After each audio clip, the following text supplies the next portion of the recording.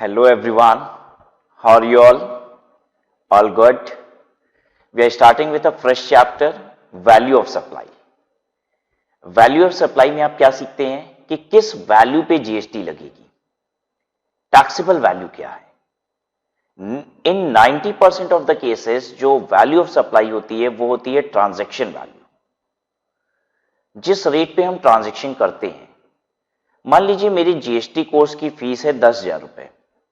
मैं नॉर्मली 10,000 रुपए सभी बच्चों से चार्ज करता हूं, तो जीएसटी कितने पे लेता हूं? 10,000 प्लस 10,000 पे जो जीएसटी है वो लगाता हूं.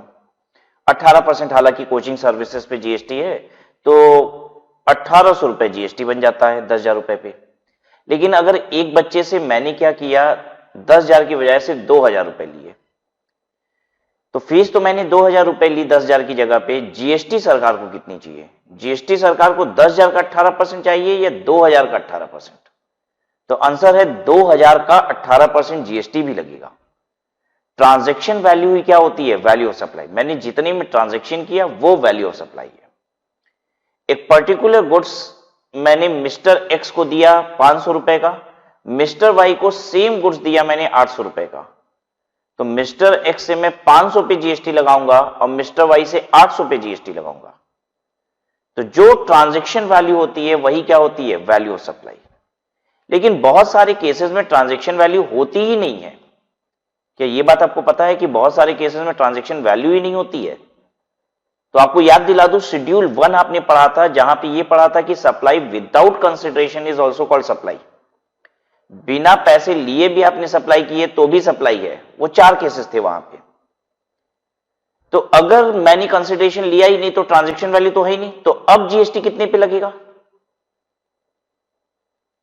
अब जीएसटी कितने पे लगेगा? तो वो बात भी मुझे इस चैप्टर में वैल्यू ऑफ सप्लाई में सीखने को मिलेगी. अच्छा, अब कुछ केसेस ऐसे होते हैं जहां पे गवर्नमेंट को वैल्यू ऑफ सप्लाई पे डाउट होता है. जैसे ट्रांजैक्शन हुआ है रिलेटेड पर्सन के बीच, तो गवर्नमेंट कह रही है हो सकता है यहां पे ट्रांजैक्शन वैल्यू को कम दिखाया गया है. रिलेटेड पर्सन के बीच में ट्रांजैक्शन है ना, तो वैल्यू ऑफ सप्लाई को कम भी तो दिखाया जा सकता है in order to save GST. भाई मैं अपने रिश्तेदार को माल बेच रहा हूं, ठीक है, तो मैंने कहा कि देखो है तो 1,000 रुपए का, मैं तुमसे लूंगा भी 1,000 रुपए, लेकिन बिल 700 की काट देता हूं. भाई मेरा रिलेटिव ही है तो मैं ऐसा कर सकता हूं कि नहीं?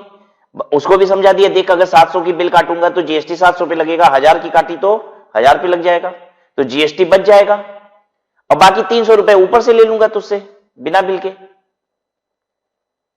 तो कुछ केसेस ऐसे होते हैं जहां पे गवर्नमेंट को डाउट होता है ट्रांजैक्शन वैल्यू हो सकता है कि जो सही है वो ना दिखाई गई हो, तो उन केसेस में भी ट्रांजैक्शन वैल्यू नहीं ली जाती. तो मैं फिर से रिपीट करता हूं, इन 90% of the cases value of supply क्या है? Transaction value. But in few cases transaction value तो होती ही नहीं है, तो फिर निश्चित है कुछ रूल्स होंगे वैल्यूएशन के, और या फिर ट्रांजैक्शन वैल्यू गवर्नमेंट को एक्सेप्टेड नहीं है बिकॉज ऑफ वन और द अदर रीजन, तो इसलिए ट्रांजैक्शन वैल्यू नहीं ली जाती. अच्छा, कुछ केसेस में ट्रांजैक्शन वैल्यू जो है वो कॉम्पिटेंट नहीं है, उतनी परफेक्ट नहीं है. मैं समझाता हूं.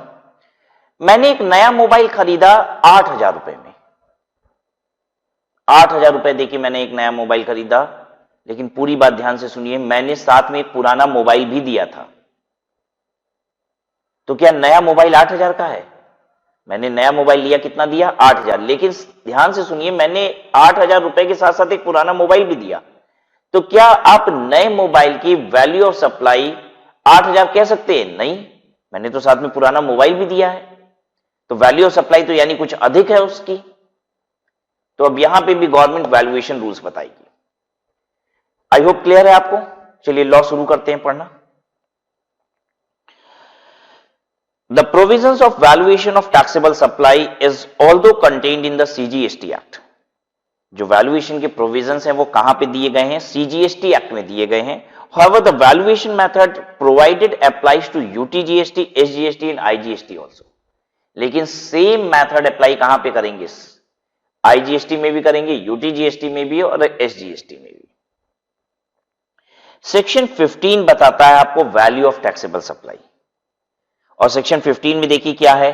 सब section 1, then sub section 2, subsection 2 के अंदर देखिए, सबसेक्शन 2 के अंदर बड़े सारे क्लॉजेस हैं, clause A, B, C, D, E.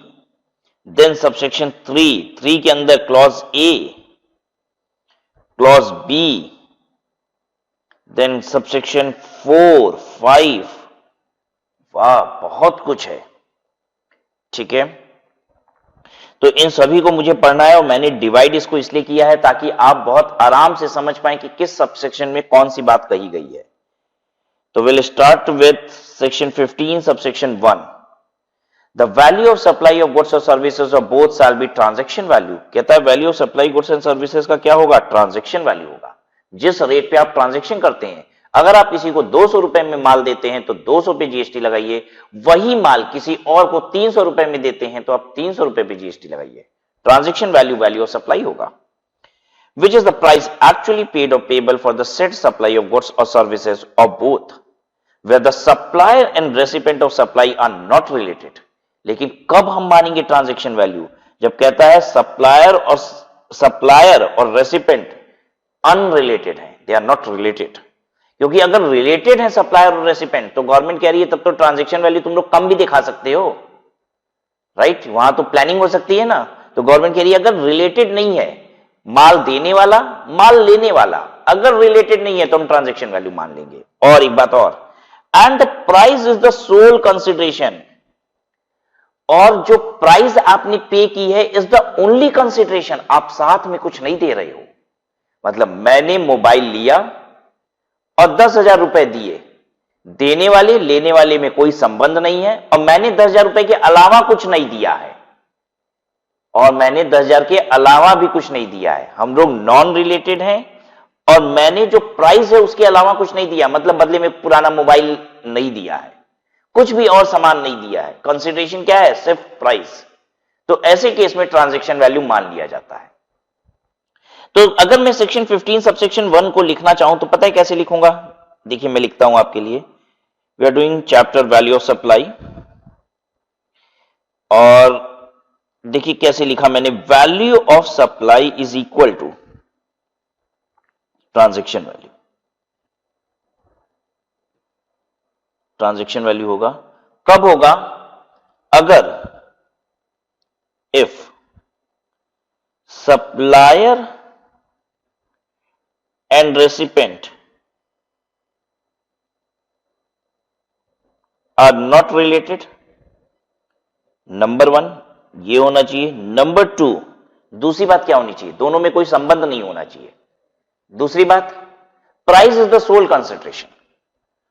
Price is the sole consideration.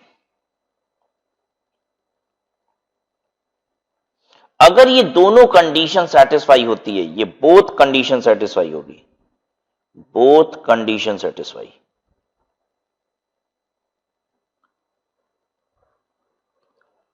तो आप ये कह सकते हैं कि value of supply is equal to transaction value. अगर इनमें से कोई भी कंडीशन सेटिस्फाई नहीं हुई, मतलब माल देने वाला लेने वाला रिलेटेड है, तो फिर ट्रांजैक्शन वैल्यू नहीं लेंगे। माल लेने के बदले में मैंने प्राइस के अलावा कुछ और भी दे दिया, जैसे मैंने एक कंप्यूटर खरीदा, बदले में 40,000 रुपया दिया और एक पुराना प्रिंटर दे दिया, तो देखिए मैंने कुछ और भी दे दिया। अब यहां पे ट्रांजैक्शन वैल्यू नहीं मानी जाएगी, राइट? तो 15 सबसेक्शन 1 में हमने क्या पढ़ा कि value of supply is transaction value, but दो कंडीशन भी मीट होगी तभी ट्रांजैक्शन वैल्यू ली जाएगी। आगे देखिए subsection 2, the value of supply shall include. The value of supply shall include, value of supply में क्या इंक्लूड किया जाएगा? Any taxes, duty, cesses, fee, charge और levied under any law for the time being in force other than GST. अगर GST के अलावा कोई भी टैक्सेस आज की तारीख में अगर लगा उस गुड्स एंड सर्विसेज पे, हालांकि मैं आपको बता दूं कि जीएसटी आने के बाद अब सारे इनडायरेक्ट टैक्सेस ऑलमोस्ट खत्म हो गए हैं, तो कोई टैक्सेस लगता ही नहीं है। लेकिन मान लो फिर भी किसी पर्टिकुलर गुड्स एंड सर्विसेज पे कोई लोकल टैक्सेस फैक्सेस लगता है, मान लो अगर कुछ है, तो वो जोड़ने के बाद जितना आएगा ना जीएसटी उस पे लगेगा।